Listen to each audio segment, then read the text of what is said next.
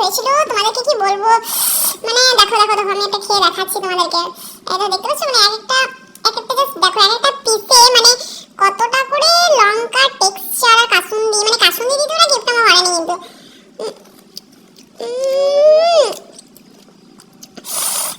তোমরা কে কে আমরা মাখা খেতে ভালোবাসো আমাকে অবশ্যই কমেন্ট করে জানাও কিন্তু, ঠিক আছে। আর আমার চ্যানেলটা অবশ্যই সাবস্ক্রাইব করে দাও, কারণ তোমরা কেউ সাবস্ক্রাইব করছো না।